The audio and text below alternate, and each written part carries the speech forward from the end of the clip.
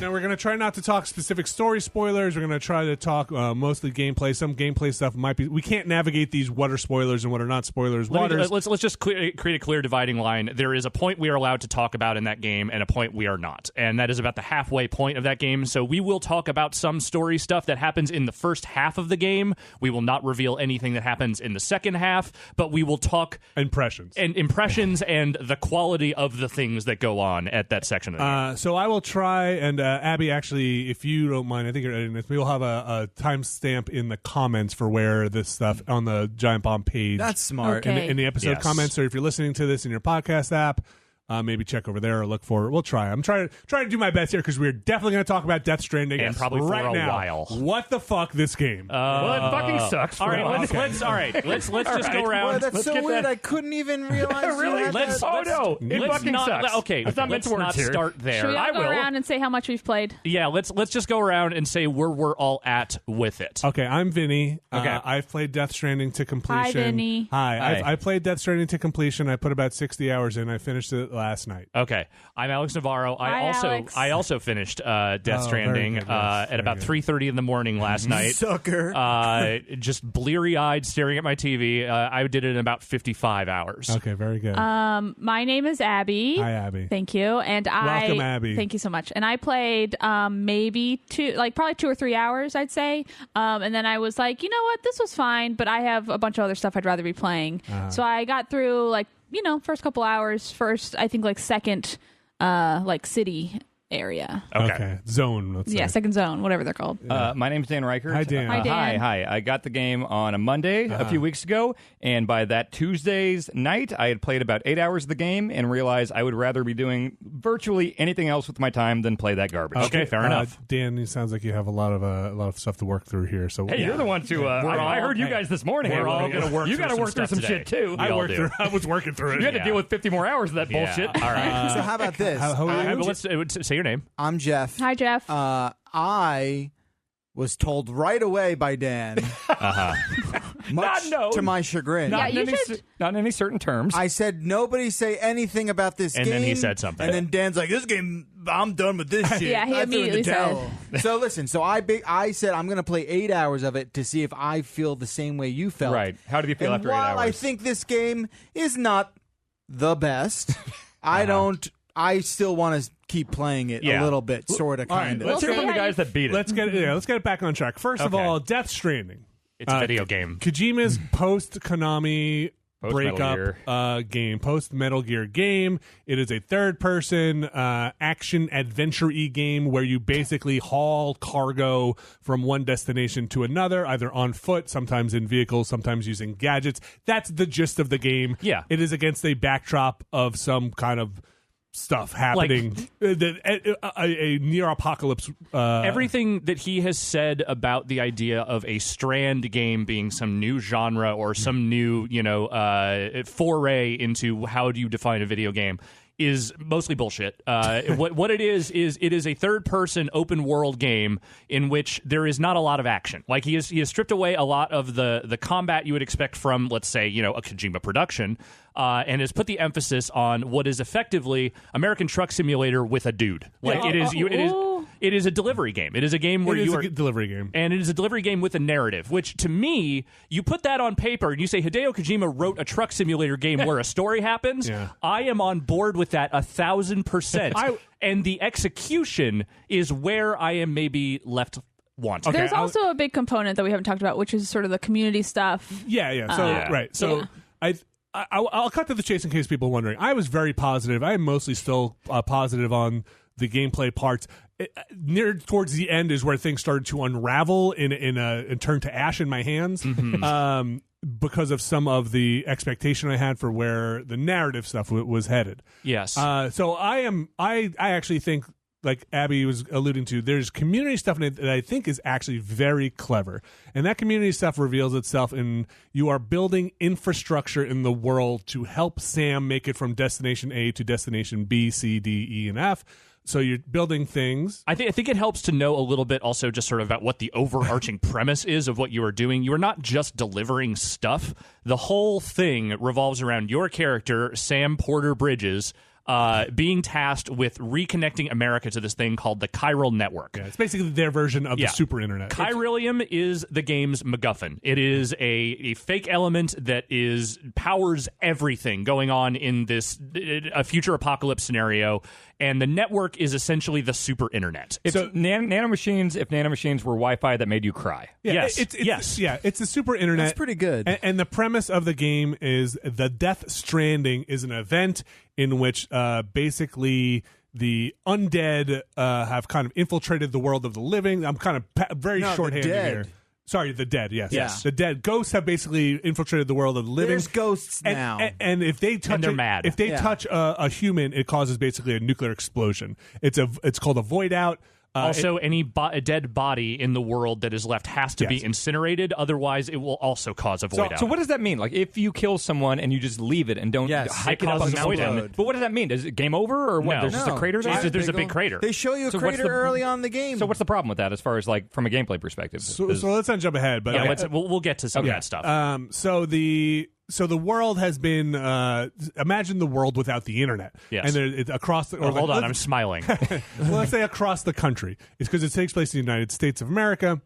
The United Cities of America, please. They're trying to make the United Cities of America. So Sam is trying to reconnect what was once the United States of America, one destination at a time, back onto the internet, essentially, onto the chiral network. And that is the kind of setup for the game. And he's got to bring the internet key, for lack of a better word, to each place. Yeah, he has a floating USB stick that sits on his neck, and he brings that to each thing. And so what he ends up doing is there's a lot of facilities that are like part of like Bridges, which is the organization trying to reconnect everything. And then there are also these preppers, these different people that just have their own little like shelters around. And sometimes you have to do more work for them to convince them to join up with the network. But in general, the idea is you're doing deliveries for these people, and then eventually they're like, okay. Yeah, but also, I don't know if it changes later on, but every one of these fucking places you're delivering to is this copy and paste, same exact fucking layout, same elevator down to the private room. So everybody lives in a shelter underground because of the also we forgot to mention, there's a lot of stuff going on here. There's so many things. In the world, in the Death Stranding, it now rains time. Yes. Oh, right. Yes. Timefall. So which I thought was like kind of the coolest thing that they introduced. If you are caught in the timefall rain, literal rain, you get old. Time accelerates, so your equipment will deteriorate super fast. It's kind of whatchamacallit, not an endurance or what stamina. I'm trying to think of what do you call it? Geez, my brain, it's been broken now. Durability. It's kind of a durability mechanic. Sure. Yes. So there's durability mechanics all over the game. Mm-hmm. And I will agree with Jeff that I do think it's interesting in concept, but in practice, mostly just annoying. Yes. Yeah. So I think it's system on top of system on top of system, and none of them are in the service of fun. Is that fair to say? I think, look, I don't think that's fair to say. I think a thing to be clear about with this game is that there is not a single aspect of it that does not feel intentional. Like, when this game sucks, it feels like it is sucking for a reason. That does not make it good. That does not make it fun. But at the very least, it feels like it is part of a core design that has so many fucking layers to it, but all feels like it is designed to work together. All these different like durability systems, the fact that like you have to manage your blood, which is one of the meters you have, but also your blood is the bullets, which is that's a real thing. That's how you fight BTs. Are at your a certain bones point. the money? Yes, your bones are the money. The blood is the bullets. That's how this works. That's so cool. I think we need to be clear. That's not true. That could be because we're going to talk about some weirder stuff. But like your shoes in that game have a durability rating. So like all these different things are all like there's all these systems and all these meters. They all work together. Whether that is in service of an experience that is enjoyable or not, I am very not sure about that. Okay, so I'm going to walk a little bit more through what I think are basically the three gameplay loops in this game. Yeah. One is you go from destination or source place A. They say, bring these packages to B. You have to figure out how you want to load your back because there's this kind of encumbrance mechanic, and he will wobble and move around. So he wobbles, yes. or load up a vehicle, or how do you want to get this weight and this delivery? He wobbles and he weebles, and he goes solo like Mario Van Peebles. I always do that, like auto load. You can optimize. Yeah, so like you can kind of figure out how to stack it up, and then you kind of can choose the path you want to take. That's the Tetris element of the game. And I will say this is my favorite part of the game. I loved being like, I'm going to go on a hike. I see this mountain I got to climb. climb. I got a ladder. I got some ropes. I'm going to throw as much bullshit on my back as I possibly can. I look so stupid, like teetering around with like a huge stack, like 6 feet high on my back. But I loved that. I thought that was cool. And I'm with you, Abby. Like, honestly, my favorite part of the game was the same thing that I ended up doing a lot in Red Dead 2, which was the idea that every single journey I was making, I was planning out. It was like, what is my day going to look like? Where am I going? Who am I hitting? How am I hitting these deliveries on the way? There is that element to that game. Yes, I will say though, in Red Dead 2, I also love that sort of exploration aspect, but I feel like it was more about exploration, and like finding stuff in the world and being surprised by the world. Whereas this, at least the parts I played, and it seems like what I've heard from the later parts, the world feels very much the same no matter where you are. There are hidden people to find. Like, there are ones that aren't part of the main story thread. Like, there are some preppers you'll find that are kind of hidden away, and some of those have some interesting cameos in them. But, like, beyond that, there's not much reason to explore beyond what they tell you to do. Well, so I would say just only if you're trying to look for a better path. Yes. Right? Yeah. And I think... Sorry, Dan, I don't want to cut you off, but let me just get through this gameplay part. Yeah. So this part is, I would say, the main loop of the game. This is where you're going to try to get from A to B using things like ropes or ladders, or it's where the social stuff starts coming in, because other people playing this game, if they've built a ladder up a steep hill, you might see that in your game, and then you can use that and you can thumbs up it and like it. And this is, and there are the likes are their money, actually, not the bums. and this is kind of the main thrust of the game. Find an efficient way, a logistical path to get from here to there, laying down, doing public works projects for infrastructure. And I actually really like that. Yeah, stuff. that's my favorite part of the game by far, is the fact that they give you all these crafting resources, and to build the equipment you need just to do like moment to moment stuff. Very easy.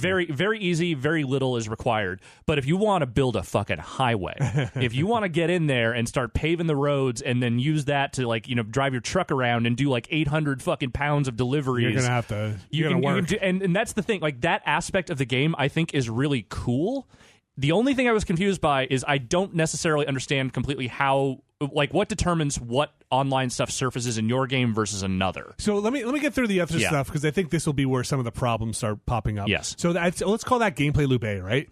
Then there's gameplay loop B, which is the BT stuff, and those are the ghosts, basically. And this becomes the stealth game part of it, where they are mostly invisible unless you have BB, which is the little baby, the fetus, that bridge baby, the bridge baby that's kind of in you've seen it in the trailers. It's the thing that Sam is holding. When you have that attached to you, if you stand still, you can kind of see smoky echoes of the BTs, and if you avoid them, you can kind of crouch and sometimes hold your breath. You can stealth your way through an area that has become BT infested, and usually that happens when it's raining timefall, and your little scanner, I forget what the Odorek or whatever they call it. Yeah, they call it something, I forget. It'll point towards where the nearest BT is, as long as you have the BB with you, and it'll start spinning, and it'll glow red if you're really close, and it'll say hold your breath. And then if you touch a BT, if Sam touches a BT, normally if somebody touches a BT it's very bad, but if Sam touches a BT, he kind of launches into this. A puddle of tar will envelop around him. They will attempt to drag him in. You can try and shake him off, but you have a stamina meter. If you can't shake him off, dragging you in, you're dragged in. This whole other thing happens.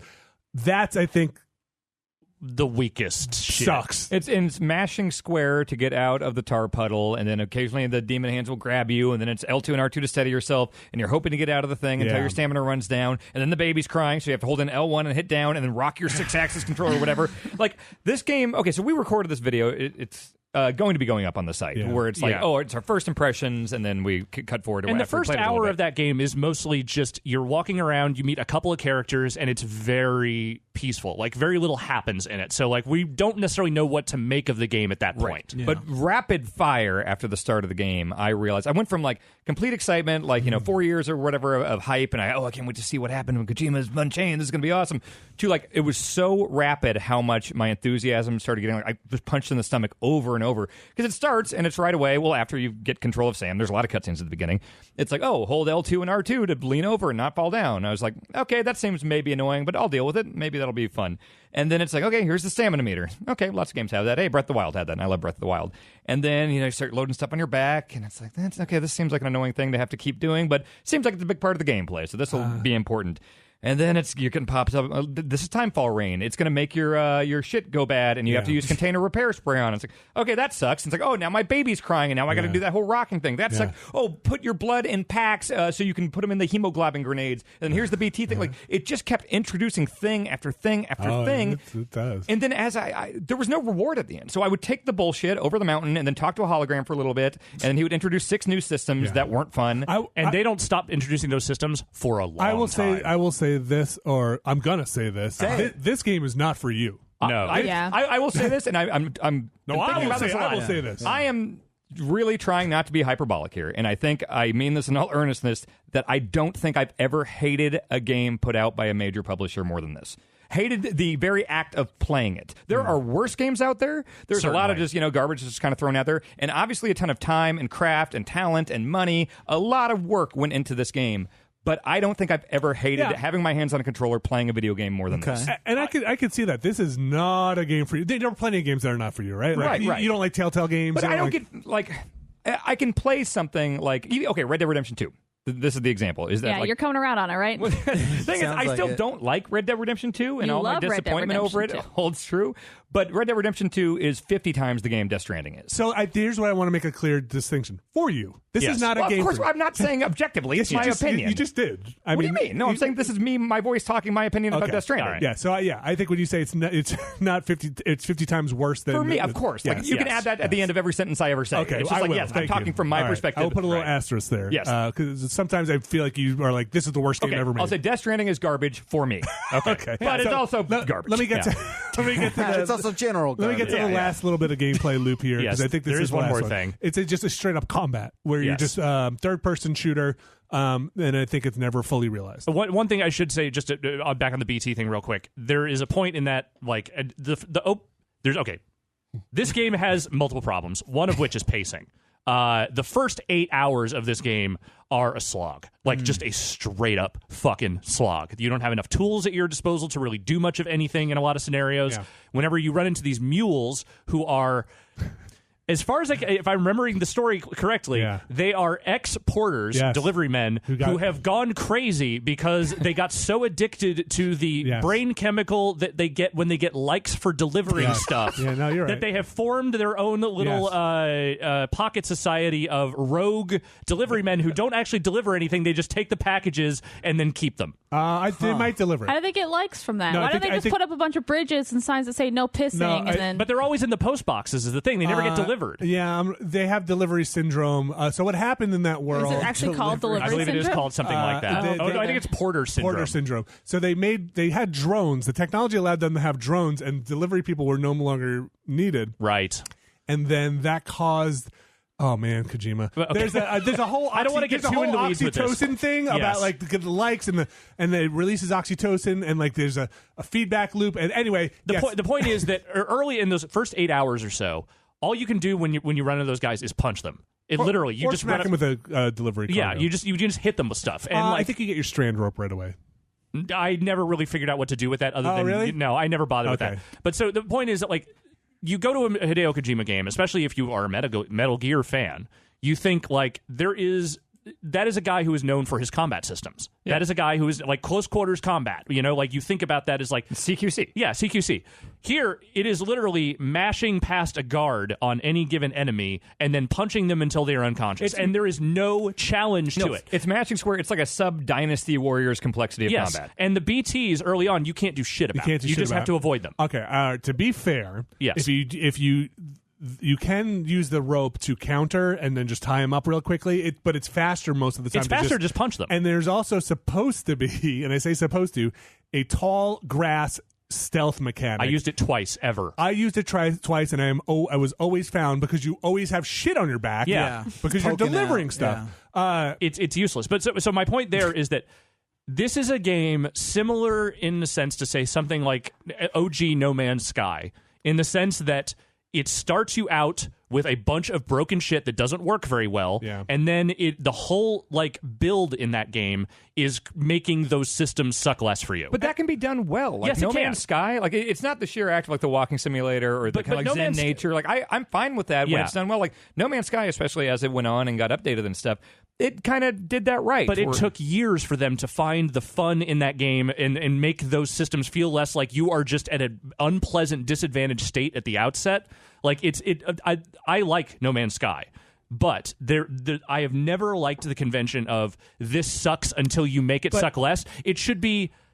this isn't the best, but then it becomes fun. Like there's a degree there. There's a gradient that they just never get to the part where it's fun. Right. It just sucks less. I'll say that I'm not even like a huge No Man's Sky fan, but even at launch, I think that it sucks at first and you don't have these tools or whatever, but that worked better than that was less aggressive with the constantly like, hey, this thing's going to suck, this thing's going to suck, this thing's going to suck. Well, it didn't offer as many things to suck also. Yeah, I also found for No Man's Sky, I had more incentive to want to keep going with it. I don't know, which I think is also just I don't think this game is for me. I don't really care for Kojima storytelling, and there's a lot of Kojima storytelling in this, which just a bit. We'll get to the storytelling. It's not in a my second. jam. Oh yeah, there's a lot to say. Like I know, but I think of Death Stranding. I think I would have played it more if I didn't have to deal with any cutscenes. If I was literally like, I'm just gonna walk, I'm gonna throw shit on my back, similar to No Man's Sky, where it's like. The first time I played No Man's Sky before the hell of the updates, it's like I'm flying around, I'm just like exploring this planet, I'll see what I find, I see what I don't. And it was more of a meditative experience, and that's kind of what the gameplay parts I liked about this game were the meditative parts, and I hated all the stupid fucking cutscenes and the shitty, terrible dialogue. Well, let me tell you about the part of the game that is actually enjoyable enough, which is to say... I'm ready for it. Because, again, the pacing of this is very lumpy. Like, the first 8 hours are not very fun. The back half to Chapter 2 and Chapter 3, which is by far the longest in the game, which is like 7 or 8 hours on its own, that is the least encumbered with other stuff going on section of the game. It is mostly you are going around, you are just finding these different preppers, you are delivering stuff, building infrastructure. You are building infrastructure. It's where they introduce a lot of like the paver systems and all the different like community building stuff, and like there's not a lot of story happening in this section for a long time. To the point where I started wondering, is this just the rest of the game? It's not. But in that time, that was the most engaged I felt with it, when it was just about working on these public works projects, just doing these deliveries. There's tons of deliveries in that game that are not story critical, and I was doing them because I was finding them relatively fun. I was enjoying kind of poking around the world, seeing where new people were and that kind of stuff. The navigation never became great, but it was enjoyable enough, and I was in the loop of it. And I was with the thrall of it that sounds for like a while. That's what I would want from it. And then it's not that anymore, really. And then they take a lot of that away from you. So, I don't hate this game. I'm confused by I was kind of with it for a long time, and then I didn't even mind the story stuff because I thought there would be some cool payoffs, and then I really felt like the magician's pants fell down at the end. Like it was just like, I mean, that sounds like a great payoff. And the rabbit was in the pants. I mean, that's the thing. Like I don't hate the ending. I just feel like I was sitting there. It were his pants falling down for hours and hours and hours. So it's very long at the end, but it's just like... He's not wrong, because I think in the main problem and we'll get to the actual thrust of the story here in a second, the main problem I have with this game is that the thing it says at the beginning is the thing it is still saying at 60 hours later. Yes. The problem with the storytelling that I have is you see a lot of stuff that Sam doesn't see, right? They show you stuff, and you're putting it all together, and you've got it. And it's not hard. You've got it all. They fucking name the people Heartman. You don't have to figure out. You don't have to be. He's called Die Hard Man. I don't know why. You don't have to be a cardiologist to figure out why, right? Like they call him Heartman. Fragile. They call the person, but not that fragile. Fragile. So like.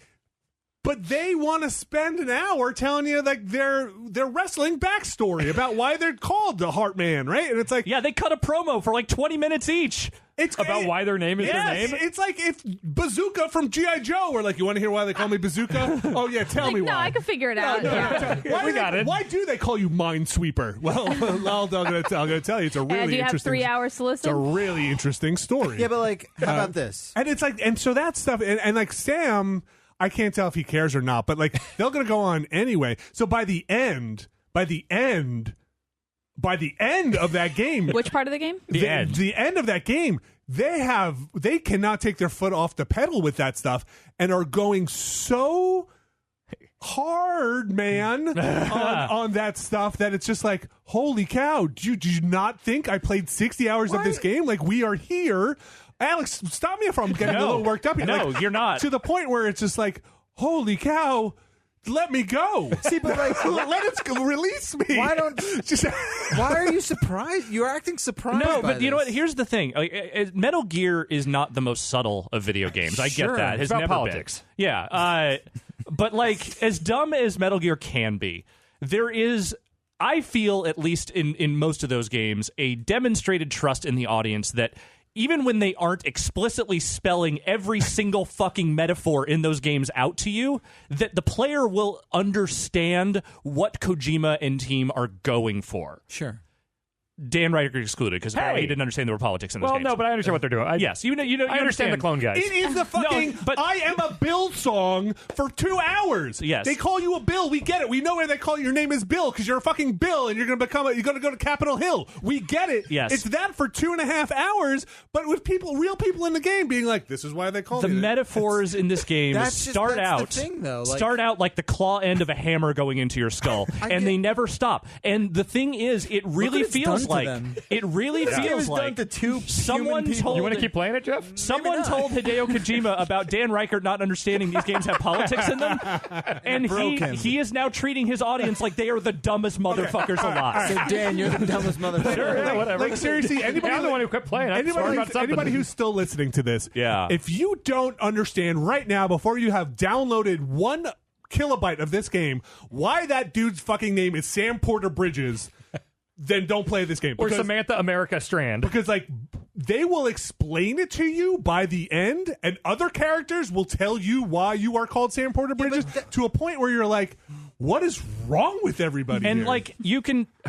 That's just the style. I think you guys No. while you're acting. The style is bad, though. It's I not- feel I'm like not for what saying I it's like, good. what turned This me is- off so much It's of the the same story. reason everyone gets 15 titles in that game. I Like, don't care. I don't know. I like the story drove me nuts. And maybe it gets better when you're past the 8 hours of exposition or whatever in the beginning. But it was all the dialogue was 50% exposition dump and 50% on the nose metaphors. And I'm just like, I can't. It doesn't stop. I can't. No, It doesn't I can't stop. with this. And like the beginning, like the first fucking hours of the game aren't even that bad. I mean, the game starts off very long in the cutscene stuff. Yeah. Mm-hmm. But they don't spend a lot of time explaining anything to you because it seems like no one in this world actually understands anything that's going on until they understand all of it and won't stop telling it to you. And so I was again not. I'm worked up.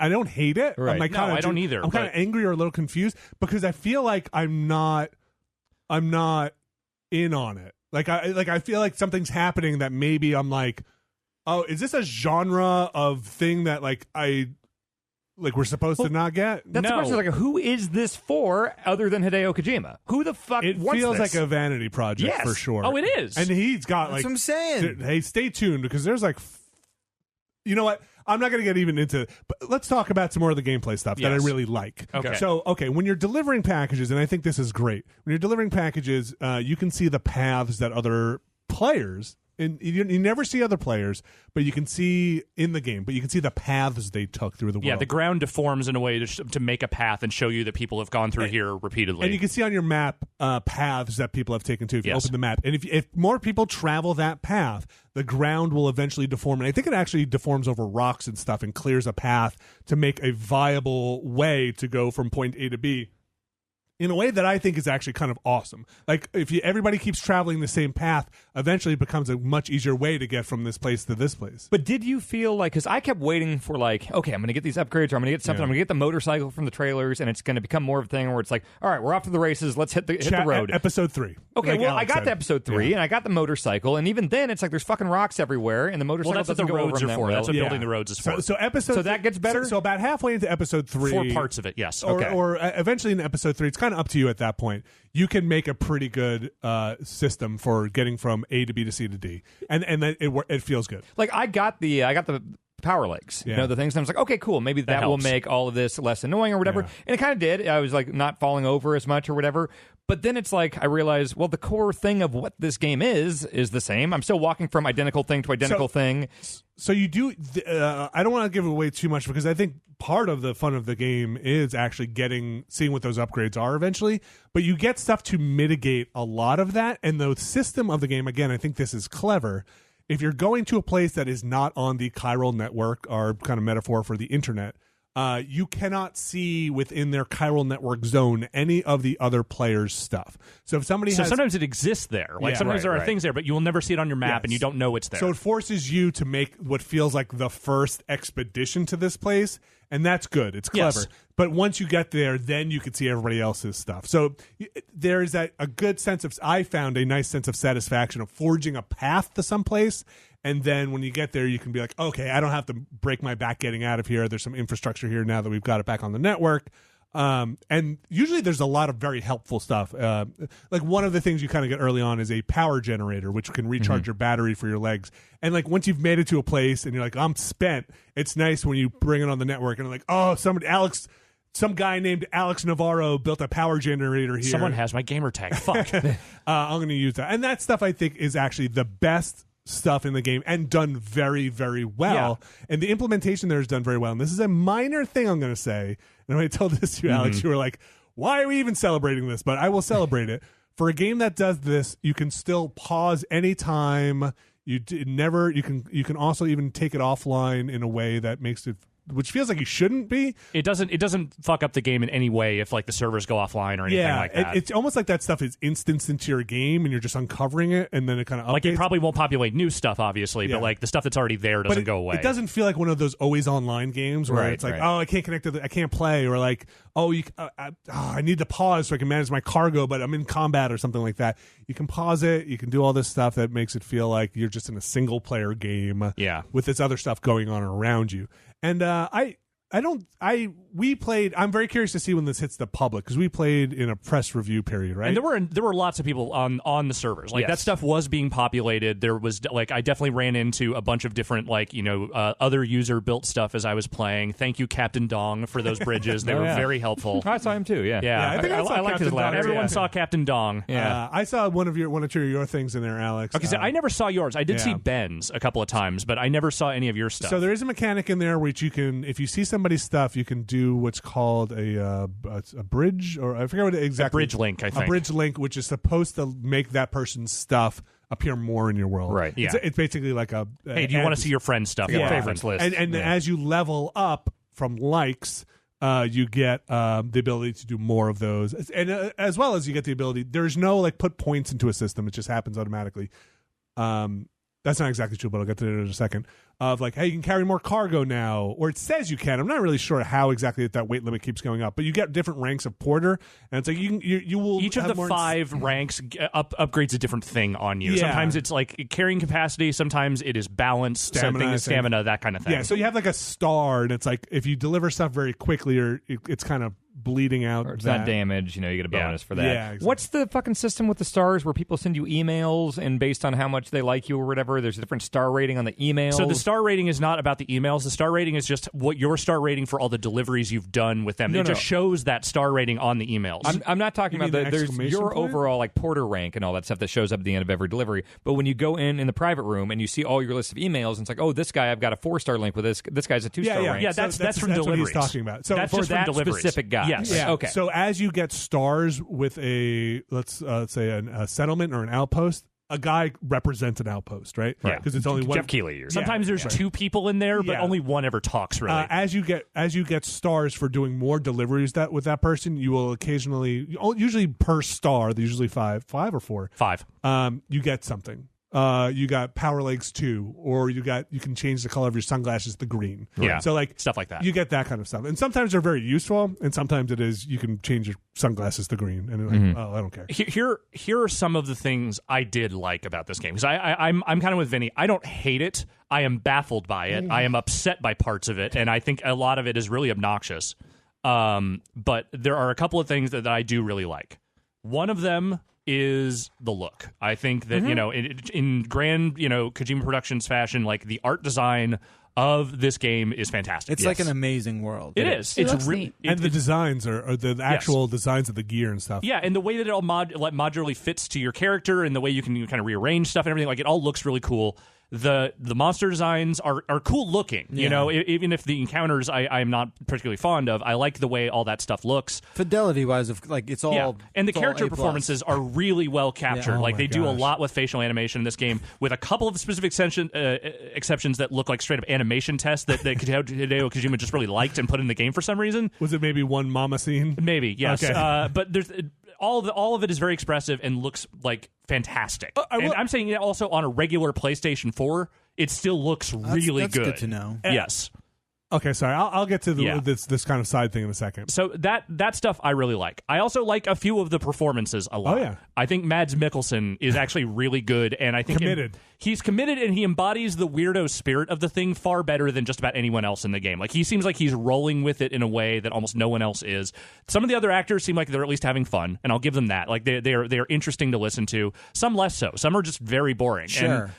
And chief among them is Norman Reedus, who is maybe the perfect video game protagonist actor because he's really good at grunting and not much else. I liked Fragile. I liked her performances. I think the character has some serious writing problems. I think they gave her some tough lines to read, and they gave her a backstory that I'm not going to say is quite the quiet level stupid, but it's not that far off.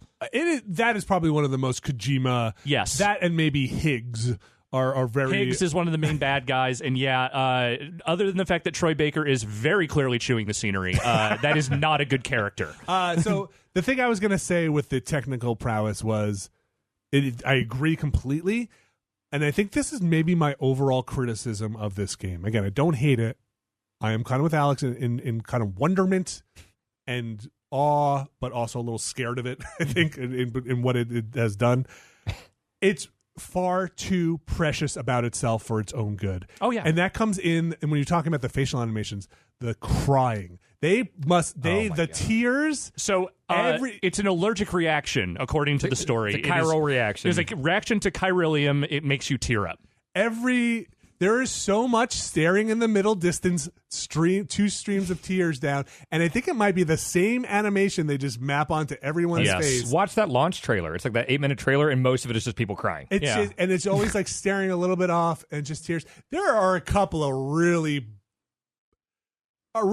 I say this because it's as shorthand as like what feels like filmed school reject footage stuff of like camera in the fridge, open the fridge and use the camera in the fridge shot to get the beer shots of like, oh come on, like there are a couple of shots where somebody's just looking right at the camera when they're looking at Norman Reedus, like way too close. Like, that's the whole private room, is that like Tamagotchi Norman Reedus just like pointing at things he wants. That's dumb. But that's you know what, that's enjoyably dumb. I will say that too. Okay, so the thing I love, one of the many things I love about Metal Gear Solid is it would get up its own ass and be pretentious about stuff, but it balanced it out really well with like just wackiness, like fun wacky. Like there would be this whole like massacre in Paris, you know, with Ocelot and the Patriot AI gun thing. And then a fucking monkey with the diaper kind of strolls into the frame. It's like, oh, right, okay. It balances out the super serious with the super wacky. And this is all extremly dour outside of the private room stuff. There's a few wacky moments here and there, but they are very few and far between. Like Dead Man, who's played by Guillermo del Toro. But not voice acted. But apparently, the sync is good. Yeah. Like, it fits. Is Ocelot. Okay, he is your kind of He's your tech guy, and also the comic relief. Sorry, what did I say? Ocelot. Oh, sorry, So he's your Otacon, right? And he's definitely like your tech guy, and also he's there to kind of be there for goofs and laughs and like pratfalls and that kind of thing. And also to ask what is war, you know, like that kind of thing. And like you could see that mapped out very clearly, but the game being so precious, but then what I felt like, and this is kind of in summary, saying nothing by the end. Yeah. No, it's I expect a Hideo Kojima game to be at least partially up its own ass. That is just what you come to expect from him and the way he makes games and what they are. Like he gets these things in his head or these Wikipedia searches that he has, and he finds a way to put them into the game. Yeah, it's like Wikipedia or like the John's bathroom reader of like fun fact. Yes, exactly. Did you know that a tardigrade could survive on the moon? But so here's the thing: is that like I come to accept that to a certain extent, but he has never sounded dumber being up his own ass than he does in this game, because there's nothing, he says nothing. There is a philosophy that is underpinning all of this, but it is not interesting. It is not unique. No. It has nothing to say. And he spends the entire game saying it. And he doesn't even say it in a way that's interesting. He says it just outright saying it. Yes. Like, it'd be Over way and more over interesting again. if, like, okay, I deduced what he means from this. It's maybe not I don't agree or like I don't whatever, but it's just like it's so on the nose And with it's everything. bland. It's just so bland. Yeah. At a certain point, though, I was hating the gameplay so much, but I thought, like, you know what, this has got to be going somewhere. It's Kojima. I want to at least see the cutscenes and see the story. So 2 hours or so before I quit, I just kind of bumped it all down to easy, because he said, like, oh, here's a mode if you just want to see the story. And it's like, yeah, that's where I'm at this point. I just want to see the story. And even then, I was just hating it, and then I kept going forward, and every cutscene I would see and every story beat I would see wasn't getting me more intrigued. I would just watch a long cutscene and be like, all right, I don't care about any of these characters or what's going on here, and I don't know if this is going to go anywhere, but I'm not going to devote dozens of hours to finding out. There's so many layers of like backstory and things and reasons for why all this stuff is happening and all these different events and stuff, but just it never amounts to anything. It is as wide as a lake and deep as a puddle. Like, it is just, there's nothing to really grasp onto there that you aren't able to grasp in the first hour of that game. Oh my god! Oh my gosh! Yeah, And then they that's spend super upsetting hours, to hear. even at the end, still explaining it to you. it's like if the end of 2001 he was with a buddy talking about everything that was happening the entire time. Oh, are we traveling through a dimension? That's a star child, huh? I am the star child. Hey, babe, that's a star child. What if you become the star child? Is your name John Starchild? Is your name John Time? My name's Bill Monolith. Touch me. And it's just like Dan's having a good one here. and it's like the ape were like, if I throw this bone up into the air, this could be a metaphor. Well, what if we called the bone space station, and we'll throw it up in the air and see what happens? I turned it into a space station. Sure am tired of all these crazy monoliths. It's just that level of like, no, we get it. We're okay. We're mostly adults here. We'll pick it up. It's a mess. To clarify, I know with no specifics, by the end, it is doing long-winded, like Metal Gear Solid 4 level explanations of stuff you already know. Like, you're not learning. There's a lot of talking in the last 10 hours of that game. That's all I'll say. There's a lot of talking. There's a lot of credits. There's a lot of multiple credit sequences of the same credits. The same credits. That's what I was saying. In the beginning, there's that too. Sorry, spoiler. They're the same credits. How many times do you see Kojima's name? a lot of I stopped times. counting. A lot of times. I got like 30 times in and I stopped KojimaCracker.com. counting. It is something to behold. And And it is. I am very curious when this gets out into the world. Yes. it's so frustrating to me because the whole time I was playing it, I kept seeing these moments where I'm just like, I would love this game if it was more of this. Those quiet moments of just being on your own out in the middle of the fucking wilderness, walking around with your giant fucking stack of stupid metal pizza boxes and whatever. Like, sometimes that shit hit me in the right way, especially in a couple of those moments where, like, he pulls his fucking Spotify playlist up on the game and then it just starts playing a song, and it's like, you know what, this is kind of beautiful, this is kind of haunting, I like this. And then you trip over a fucking rock and everything falls over and your baby's crying. or there's a fucking BT wanders in and it's like, oh, there goes the fucking quiet moment of beauty, now I gotta do this bullshit You know again. what? By the 18th time I've heard this low roar song, Yeah. I guess I will be cool with this. Yeah. There were probably like 2 or 3 of those moments that I was like, I get it. This is Yes, there's something here, there's but something it just here. doesn't pull it together. I feel like there's just too much. It's again. I think Too much and not enough. I think it's too precious for its own good. It is. In the spirit of Halloween, it is somebody who has put so much work and effort into their Halloween costume that can no longer sit down. They can't enjoy the party. They are there. They're so. If they move too quickly, it's all going to fall apart. They can't eat because they'll mess their makeup up. They can't have fun in the way that you expect a Kojima game like a Metal Gear to let loose a little bit and have some fun. I think the message in this game, if I am to take anything away, and I think Alex, you talked a bit about this. It sounds like AI, that movie AI. Hey, that movie's all right. Is that the stuff I love is the community stuff. I think the message of like, hey, help each other out, put this in, you help me build this world and we'll help each other get there.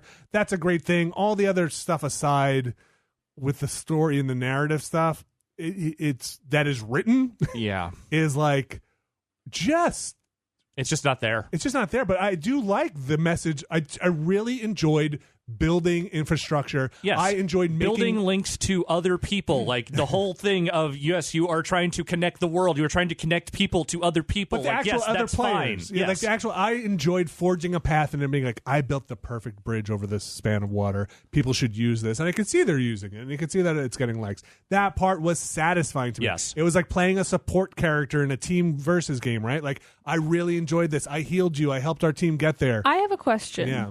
So, okay. In Kojima's world, are the likes good or bad? Because I feel like the likes good. are bad and the addiction to the likes are bad, but also... It's also good. kind of No? muddled. Yes, like the idea is Because that... isn't the whole thing like you're cuffed to the system? Oh, yeah, I That's forgot good. to mention that there's the game's equivalent of a smartphone is literally called cufflinks, and it is handcuffs that you cuff to yourself. Yep. And that's how people like text you and talk to That you. is that is their smartwatch. Because it seems at odds with that's what the it's trying to least of its say games. if likes are actually good. I don't know that this game has enough thought behind it as far as what that actually means. Like, yes, there is this Oh, sort yeah, of I like like... that. You read the emails. It's Yeah. spelled out there. But at the same time, it encourages you to keep doing it. Oh, yeah. Oh, you get that oxytocin. You get the likes. It's good. It's proven. People need the likes. It's good. Get in there. Put the cufflinks on. It's a better world. Abby. There's a lot. Abby, a lot. everything is spelled out in the shortest. Oh, my gosh. Are we starting this over? No. You know what's funny though is if you did start it over, it would kind of be a different conversation, just because of that's what this game is. What do you mean? Start the game over? Start talking no, about the game? just talking about the game again, just because it's. Oh, we're not starting this over. We're of done. course not. Of course not. It just seems like, but at the same time, I will say, I kind of expected everything that I have seen and played. I mean, of that he's- game already. look- I've yet to be like, oh really? I've just been like, yeah, sure. I knew. I feel all like because Dan feel like I knew spoiled what I it. was getting.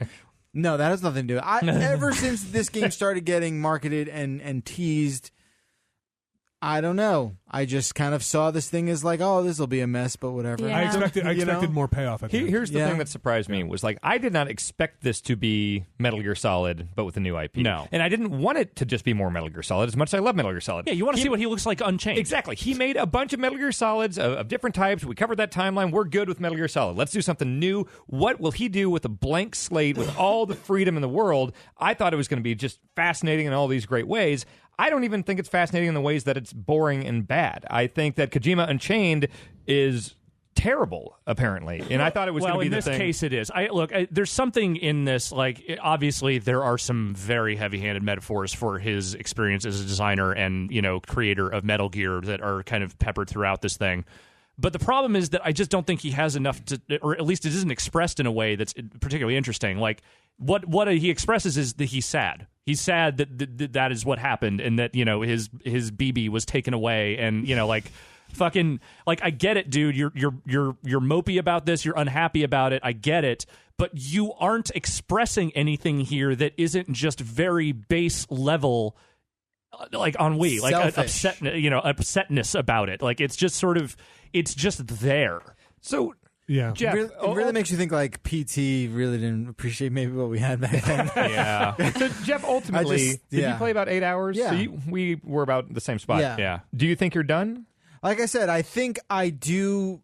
I'll tell you what, Al and Vinny aren't really selling it for me. In terms of, I want to know, what your experience has I- been. And I Stacy, my wife, was very much into the teasing and the leading up to it. It's awesome. And she fell asleep in the first 90 minutes of the game, and I was like, oh, well, I figured that might happen. And, I just really wanted to have some kind of closure or what you described before of like a payoff. Yeah. And the fact that sounds like I will not get that no matter how much I just wanted to feel something. Like, I wanted to feel something beyond just sort of like a basic level of like, yeah, this is fun enough. Like, I wanted to be able to relate to whatever the hell it was that he was trying to say in that game.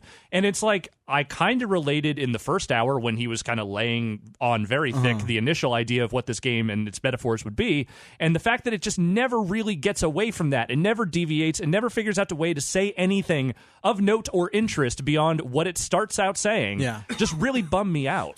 To think that I will do, roughly 7 times the gameplay that I've already done and not get any further in terms of satisfaction. I don't know if that. So That is not what I felt. Right, and I do want to experience those moments that you talked about that did get me a little excited about the variety. They're in there. I think the gear you get makes some of the gameplay different. So I don't know. So my answer to you, Dan, is no. I'm not done. I'm not running back to go play this thing now in the way that I kind of was the first couple of days. I got like multiplayer friends on Call of Duty. So I have a question. First question: can I play Call of Duty with you and your friends? Yes. Okay, great. I have something to add to that, but anyway. Okay, we'll get to the Call of Duty section here soon. What for Alex and Vinny? What are the 60 hours worth your time? So that's where I want. That's exactly what the crux of my mixed feelings are. Do I have buyer's remorse for putting in valuable time into it? That's a lot of time. It's a lot of time. It's a lot of time. I'm also playing games like Judgment and stuff, which are a lot of time. I could have spent that doing it. I think I do. I think I have some buyer's remorse. I at least have cold feet thinking about it. But cold feet? Yeah, like thinking about did I waste my time doing this to get to this?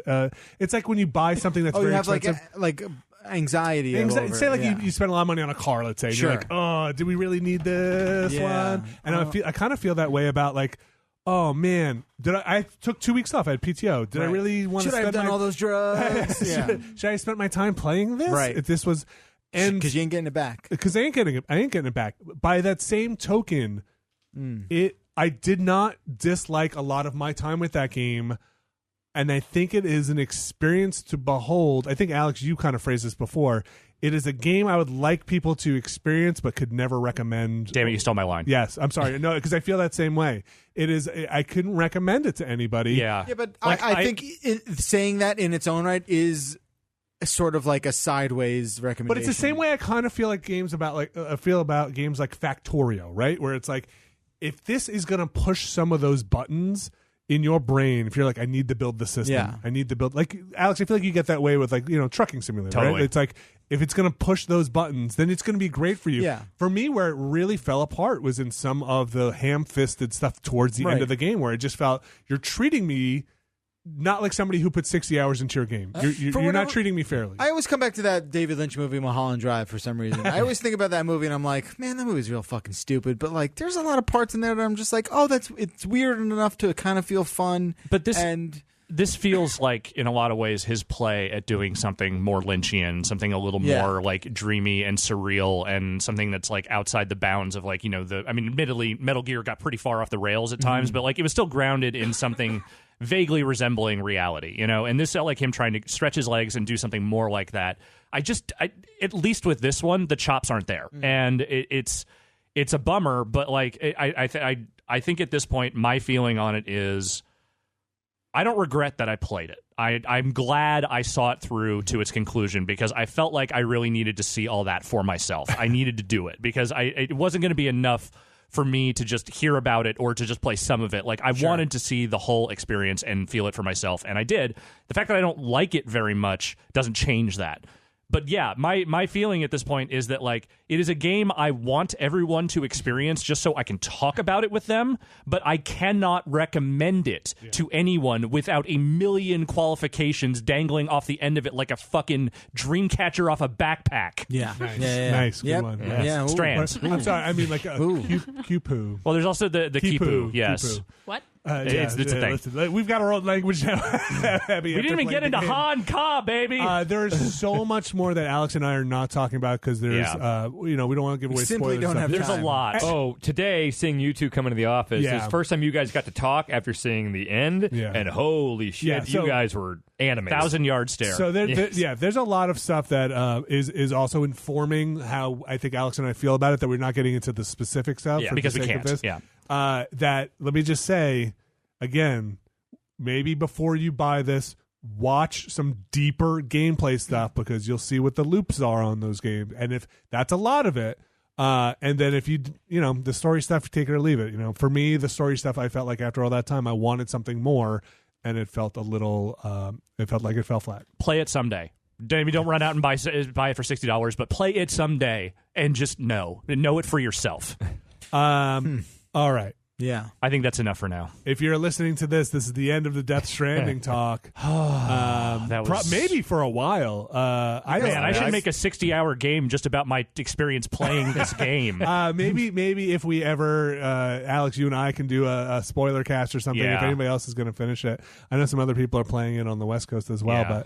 But it is. This is the end of it, and I think it's a game that you probably will know if you're going to like it within the first 8 hours, even 2 hours. Yeah. I think 4 hours into that game, if you are not feeling it at all, you are not going to. No matter how much it mitigates some of that, you're never going to fully feel it. All right, let's talk about some other stuff.